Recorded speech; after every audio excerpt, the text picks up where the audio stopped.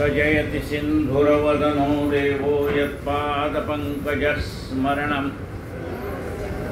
वासरमणिरिव तमसारासन्नासति विघ्नानां या कुन्देन्दुतुषारहारधवनां या शुभ्रवस्त्रावृतां या वीणावरदण्डमण्डितकरा या ब्रह्माच्युतशङ्कर प्रभृतिभिर्देवैः सदा वन्दिता सा मां पातु सरस्वती भगवती निःशेषदाढ्यापः मूकं करोति वाचालं पङ्गुं लङ्घयते गिरिं यत्कृपातमहं वन्दे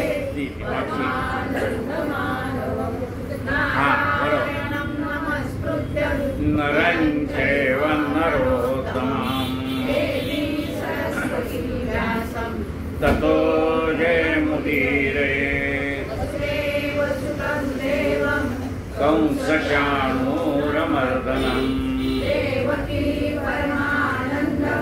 कृष्णं वन्दे जगद्गुरुम् गुरुर्देवो महेश्वरः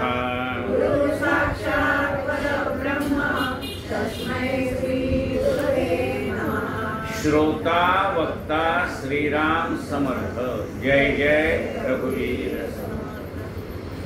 त्या पुढच्या दोन खुर्च्यात ना ते सगळ्यात मागे नेऊन ठेवा. जाऊ द्या मागे, नाही ते इकडे ठेवा. इकडे मागे करून ठेवा. लागला तर तिकडे घेऊन जा.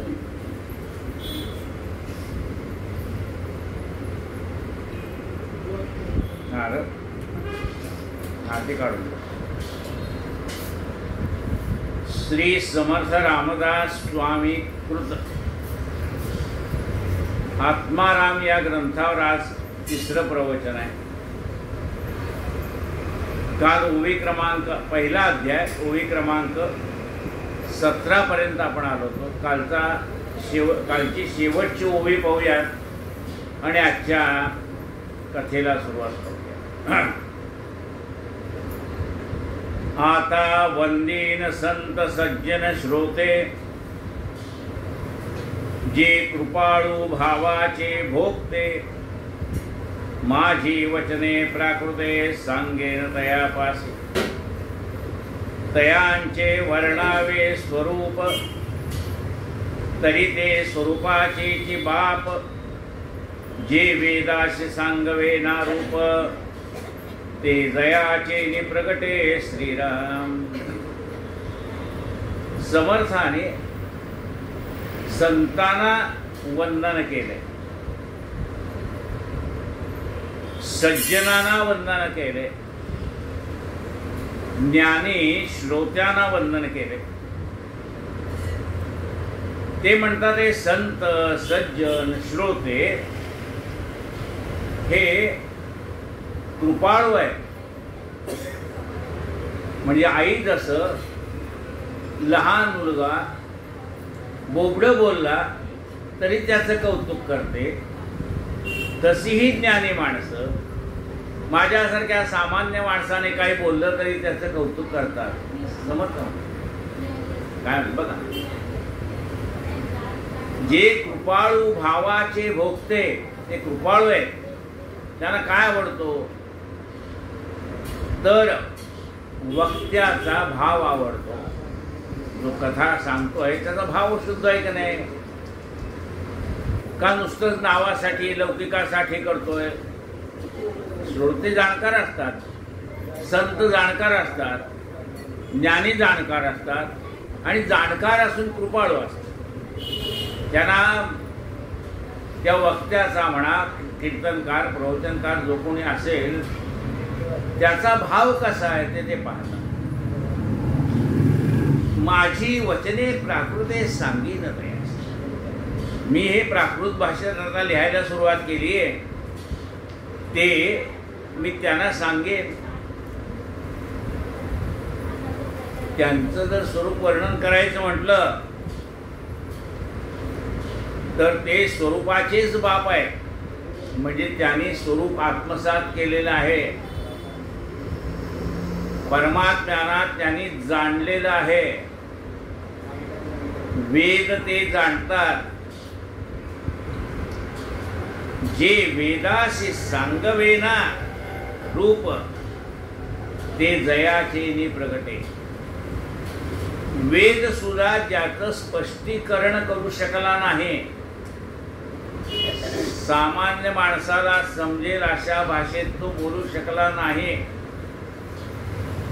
तर वेदाला जे काही सांगायचंय ते संत आपल्याला साध्या सोप्या भाषेत सांगतात. जसं आई एकाच घासाचे 9 भाग करते, हा काऊचा, हा चिवचा, हा मऊचा करत करत त्याला भरवते, तसं संत हे वेदातलं ज्ञान सर्वसामान्य माणसाला रुचेल पचेल अशा पद्धतीने सांगतात. जे वेदाशी सांगवेना रूप ते जयाचे प्रगटे. तो निर्गुण निराकार परमात्मा वेदांनाही वर्णन करून सांगता आला नाही, वेदांनाही नाही कळला अंत पालकाचा. त्या वेदाचा अर्थ संत आपल्याला समजून सांगतात, ते सांगतात छाती ठोकपणे, वेदाचा तो अर्थ आमासी ठावा, तेराने वहावा भारवा. जय जय रघुवीर. आता शिष्या सावधान,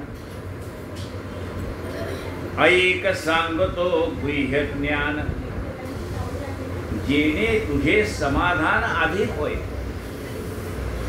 शिष्या म्हणजे साधकांना सांगितले, शिष्या आता तू सावधान राहा, कारण थोडं लक्ष इकडे इकडे विचलित झालं ना तर आपल्याला माहित आहे, दुधासमोर उभे, दूध तापवायला उभे, दूध उतू जात आहे, भाकरी करपून जाते आपल्या समोर. मग का झालं, थोडस लक्ष इकडचं इकडे विचलित झालं, म्हणून ते सांगतात शिष्य आता बघा गुह्य ज्ञान तुला सांगतो, पण ते त्यासाठी तुझं मन सावध असायला पाहिजे. आता शिष्या सावधान, ऐक सांगतो गुह्य ज्ञान, जेणे तुझे समाधान अधिक होय.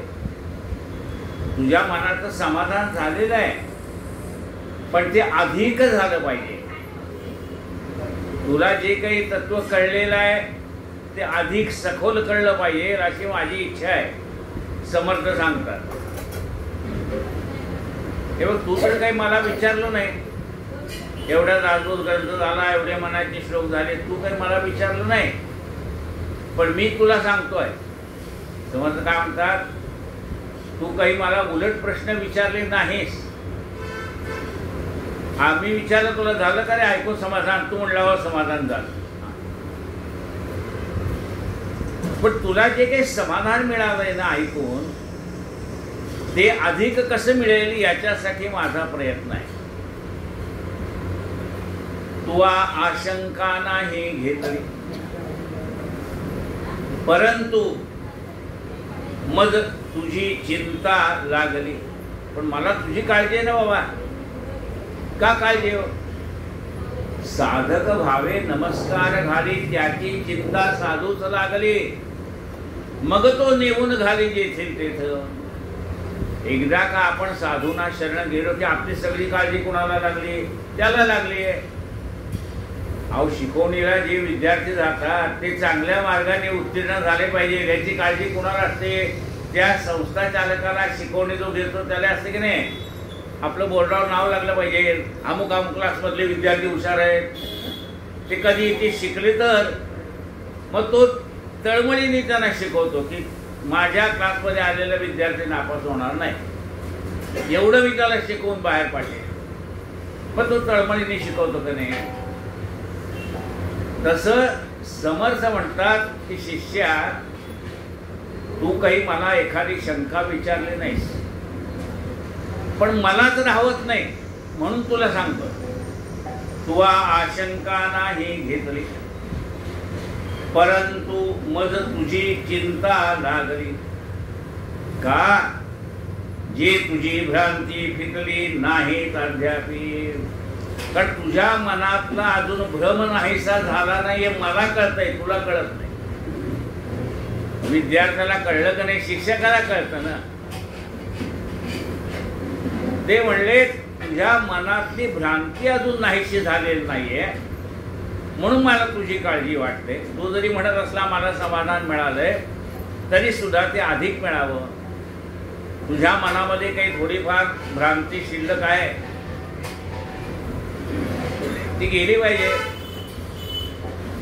आता पूर्वीच्या काळी पद्धत होती, मोलकरणीने भांडी घासली की ती विसरून घ्यायची,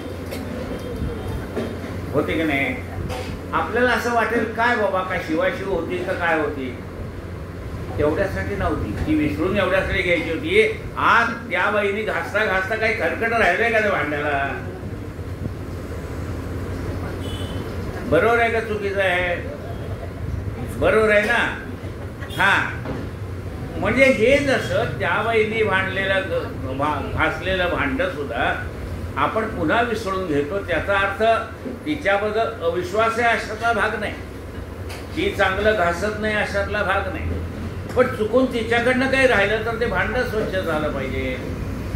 तसं शिष्या मला तुझ्या ह्या भांड्याची काळजी वाटते. ते म्हणले मी काय स्टीलचं भांड आहे का.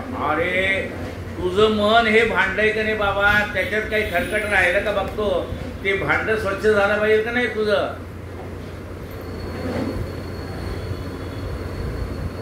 तुवा आशंका नाही,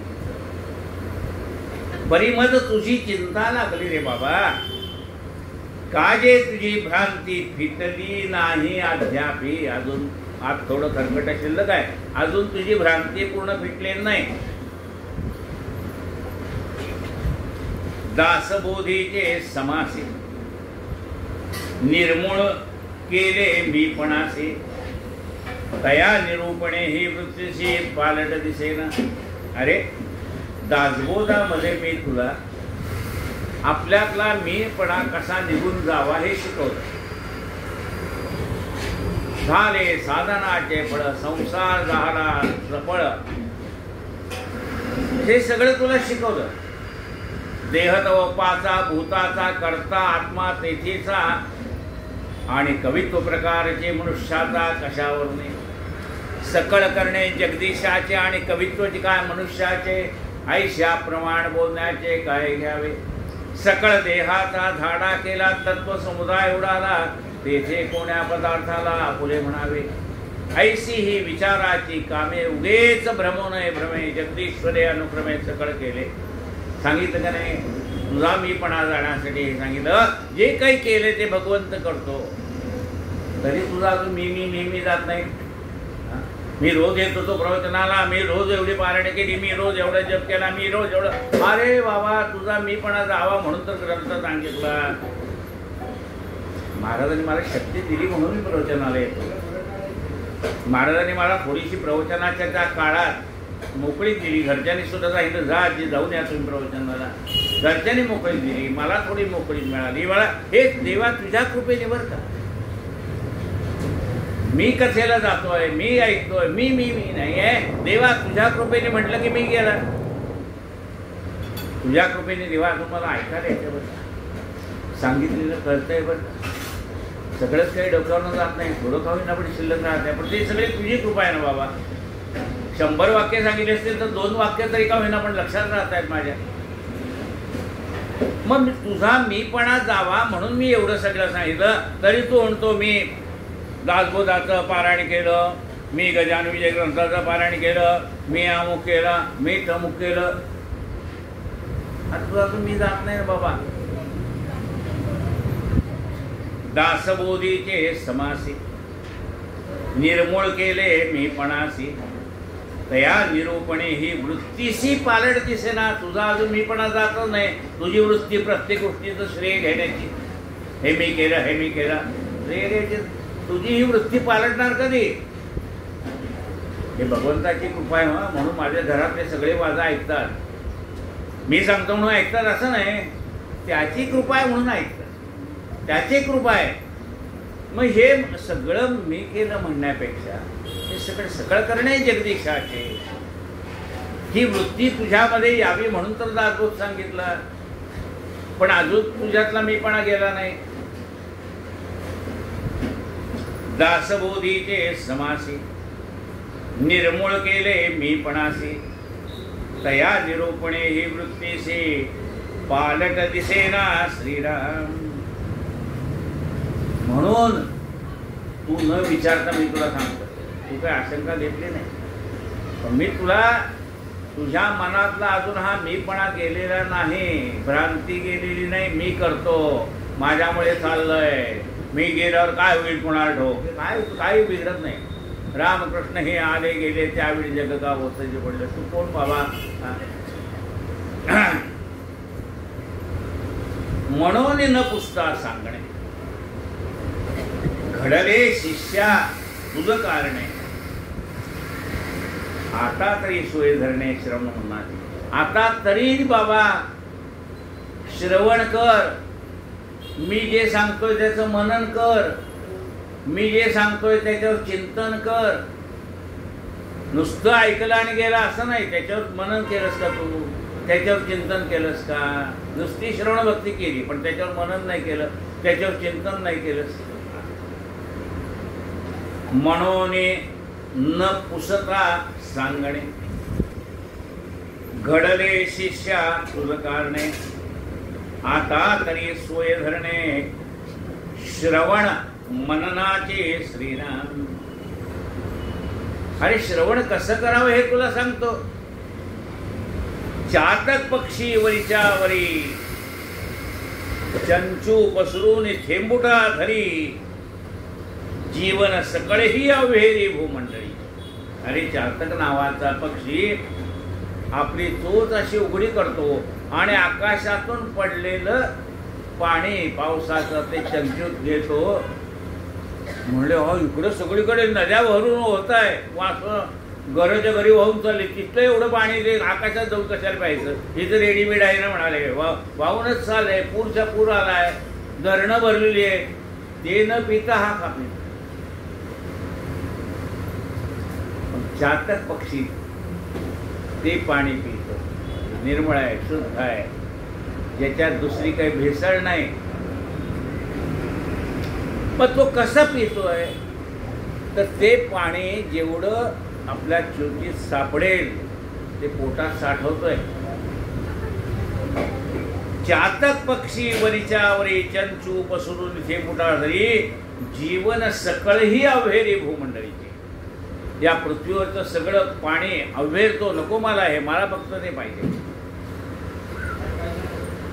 तैसा शब्दवर्षा होता, तसा हे श्रोत्या, हे साधका, समर्थ सांगतात हे शिष्या. अरे चातक पक्षी जसा वर्षावर ते पाणी पकडतो, तसं सद्गुरूच्या मुखातनं बाहेर पडणारा शब्दाचा वर्षा कानात साठवला पाहिजे, इकडे इकडे पडून चालणार नाही.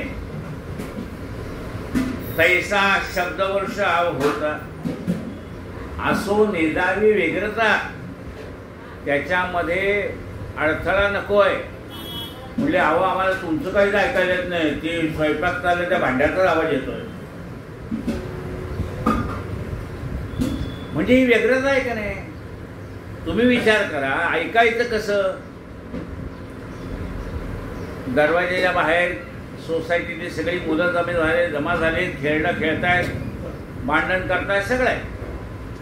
पण त्या लहान मुलांच्या गोंगाटात आई स्वयंपाक करते, सगळं आहे चाललेलं आहे, तेवढ्यात त्या लहान मुलाला काही लागलं तर ते ओरडतं आई म्हणून, तर तिला आवाज जातो. म्हणजे एवढ्या गोंगाटात त्याचा आवाज कसा ऐकायला आला. तसा आपल्याला श्रवण करताना मनाची व्यग्रता नको. आम्ही सारखं ओरडतो ना, इकडे बघू नका तिकडे बघू ना, ती व्यग्रता होते म्हणून सांगतो. तैसा शब्द वर्षाव होता, असो नेदावी व्यग्रता, श्रवणपुटी सामाविता मनन करावे. ते शब्द कानातनं आत गेले की त्याचं मनन करावं, चिंतन करावं, त्याच्यावरती विचार करावा. तैसा शब्दवर्षा होता असो नेदावी व्यग्रता, श्रवणपुटी सामाविता मनन करावे श्रीराम. लाग वेग जाणवणे शब्दाचा, अवाका पहावा मनाचा, शब्दा आतील अर्थाचा साठावा घ्यावा श्रीराम. अरे हे जे सद्गुरूच्या मुखातनं बाहेर पडणारे शब्द आहेत ना, त्या शब्दाचा लागवेग कळला पाहिजे. वेगाने शब्द येत असतात, जसं पाण्याचा लोंढा यावा तसे वेगाने शब्द येत असतात. अवाका जाणूने शब्दाचा, लागवेग जाणूने शब्दाचा, अवाका जाणावा मनाचा. आपल्याला ते किती ग्रास्पिंग करता येत आहे, किती शब्द पकडता येत आहेत, किती शब्दातला अर्थ. म्हणून म्हणले सगळे शब्द साठवूच नको. शब्द हे फोलकट आहे म्हणाले. शेंगा असतो ना, शेंगा त्याच्यावरचं काय असतं, फोलकट असतं. आणि आत काय असतं, शेंगादाणा असतो. शेंगादाणा महत्वाचा का फोलपट बनवणं महत्वाचं? पण फोलपटाशिवाय शेंगादाणा मिळत नाही ना. शेंगा तसं शब्दाशिवाय अर्थ करणार नाही. मग म्हणणारे त्याच्यावरची टरफलं साठवायची का आतलं शेंगादाणे साठवायचे? तसा हा जो काही वेग येतोय शब्दाचा, ते शब्द लक्षात ठेवू नको, शब्दातला अर्थ लक्षात ठेव. सद्गुरूला काय सांगायचंय, तो शब्दातला अर्थ मनामध्ये साठव. तू शब्द साठवतोयस, अर्थ साठवत नाहीस. घासामागे घास घेतला अवकाश नाही, चावावयाला अवघा बोकणाचे भरला मग. पाठ म्हणता आवरेना, पुसता काहीच कळेना. पाठांचा आहे का, अरे धड धड धड धड म्हणून दाखवलं. म्हणजे एका तरी शब्दाचा अर्थ म्हणजे मला कळत नाही. पाठ म्हणता आवरेना, पुसता काहीच कळेना. अरे शब्द अर्थ लक्षात घेऊ ना, पाठांतर कर. लागवेग जाणोनी शब्दाचा, अवाका पहावा मनाचा, शब्दातील गर्भाचा साठावा घ्यावा. सार सार गहिर हे चौथा देवडा. कबीराने सांगितला, मना ऐसा कीजे जैसा सूप सुभाय, सार सार गहिर हे चौथा देव. सुपासारखं मन करावं, त्यातला अर्थ आहे तेवढा लक्षात घ्यावा, शब्द सोडून द्यावे. शब्द महत्वाचे नसतात, शब्दातला अर्थ महत्वाचा असतो. लागवेग जाणोने शब्दाचा, अवाका पहावा मनाचा, शब्दातील अर्थ गर्भाचा साठावा घ्यावा श्रीराम. म्हणजे काय सांगितलं होतं तुम्ही? आई म्हणले काय सांगतोय? अरे तू कोण? कोणाचा? अरे तू कोण आहेस? कुणाचा आहेस? म्हणजे मी आनंद श्रीकृष्ण ताठे, श्रीकृष्णाचा मुलगा आहे. अरे अशा आई वडील दर जन्मात आहेत तुझ्याकडे. तू कोण आहे? कोहम, मी कोण आहे, मी कुठून आलो आणि मला कुठे जायचंय? अध्यात्मातले फक्त 3 प्रश्न आहेत. कोहम, मी कोण आहे, मी कुठून आलो आहे आणि मला कुठे जायचंय? अध्यात्मात फक्त 3च प्रश्न आहेत.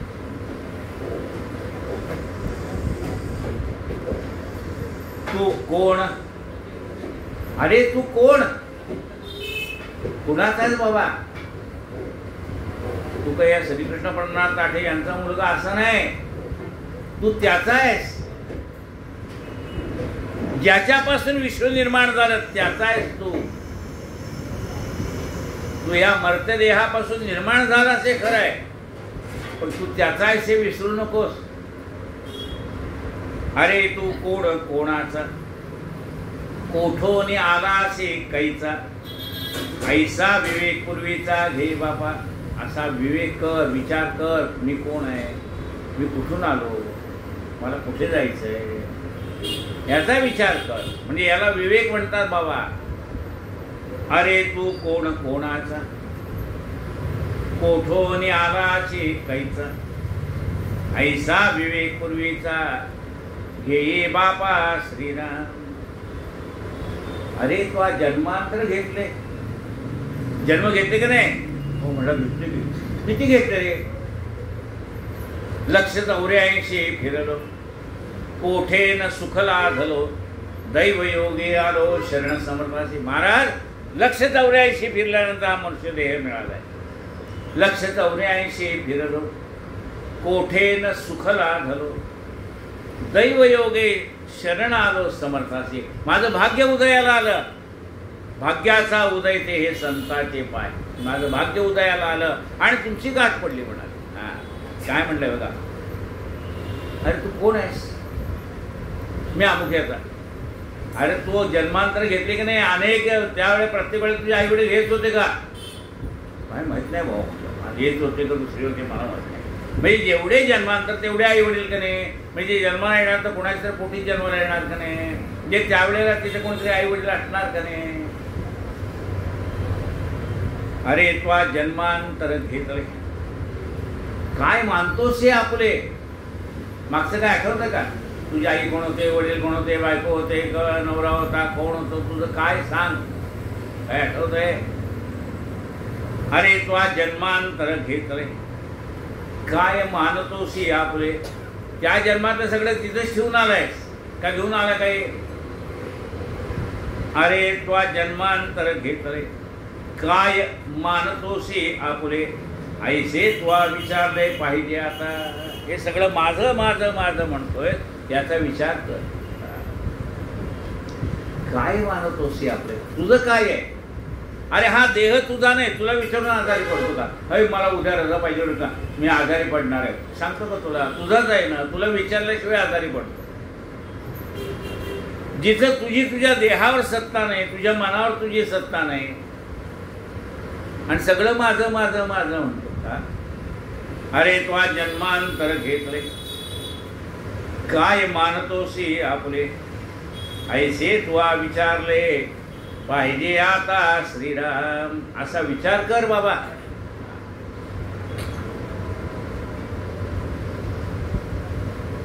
इथं तुझं काय आहे? अमुले एवढा मोठा वाडा आहे, इतके बँकेत पैसे, इतके आहे, अमुक आहे ना. काही तुझं नाही. यातला एक पैसा घेऊन जाता येणार नाही वरती. 50 लाख तुझ्या नावावर असले ना, त्यातला 1 रुपया वरती घेऊन जाता येणार नाही. म्हणले आमचे एवढे 10-20 किलोचं सोनं आहे, एक कणभर नेता येणार नाही, एक सुई नेता येणार नाही. तिथं काय घेऊन जाशील सांग? येथे तुझे काहीच नाही, भुलला आहेस काही, चुकून आलास जाई जेथीचा तेथे. चुकून इकडे आलाय, जिथला आहे तिथे जा. मी कोण आहे म्हणजे आपण कोण आहे याचा विचार करता आपल्या लक्षात येईल. चिदानंद रूप शिवोहम शिव. आणि आपण ह्या याच्यात हातकडीची अवचड बेडी प्रिय हो जाते असं आपण होऊन पडलोय. येथे तुझे काहीच नाही, भुलला आहेस काही, चुकून आलास जाई जेथीचा तेथे श्रीराम. तू समर्थाचे लेकरू. अरे तू एरा गावड्याचा मुलगा आहेस का बाबा? हा, त्या परमेश्वराचं लेकरू आहेस तू. तू ह्या मरते जीवाचं मी लेकरू आहे म्हणून सांगतोय.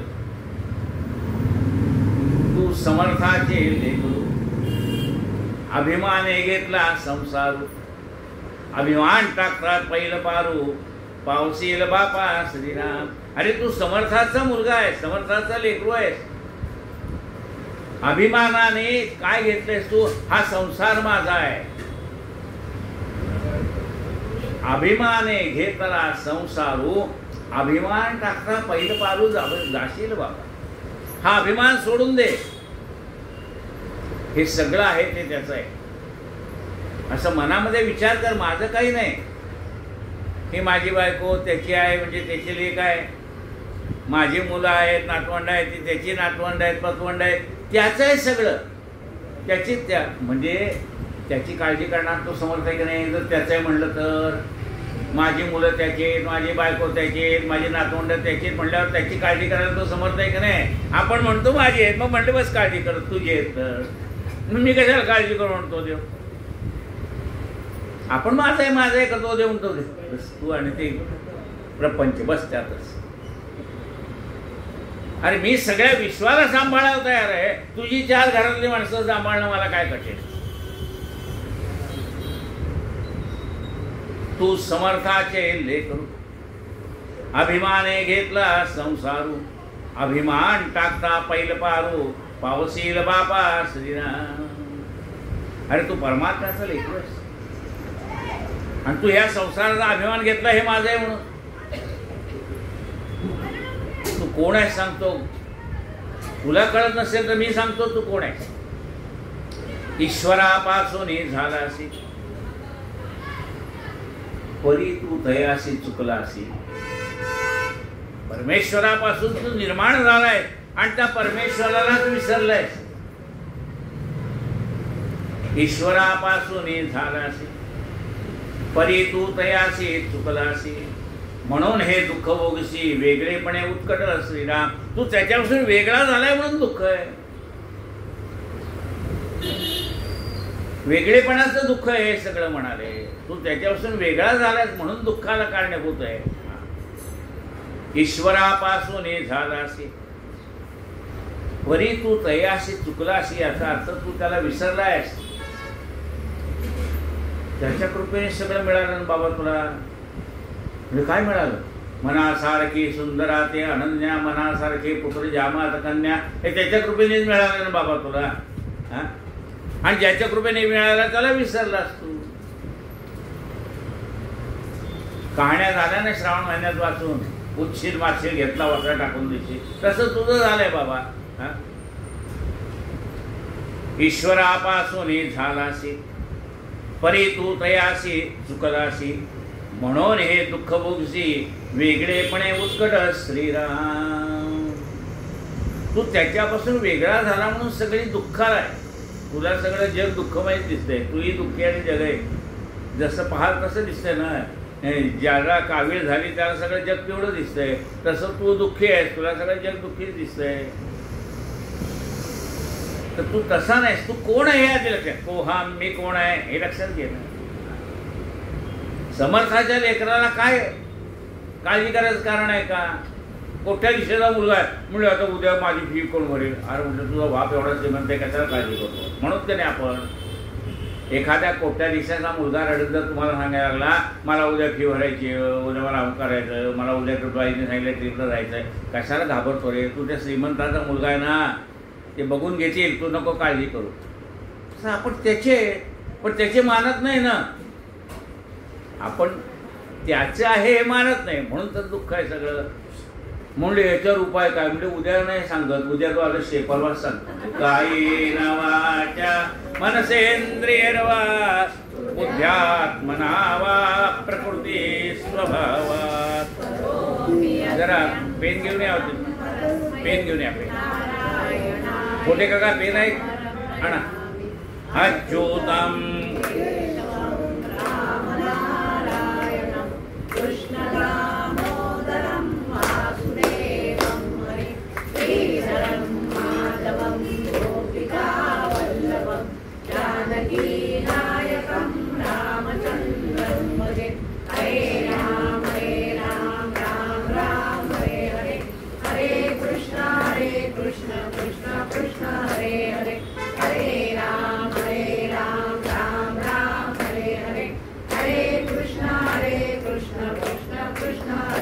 आज 12 ओव्या झाल्या. आरती पंढरीश प्रभूची,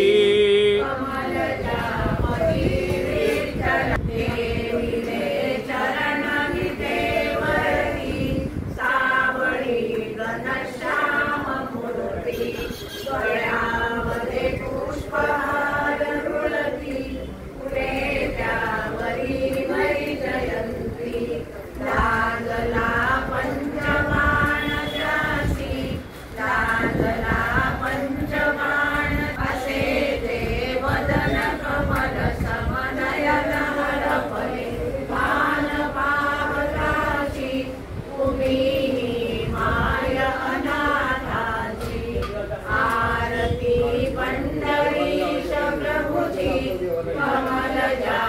की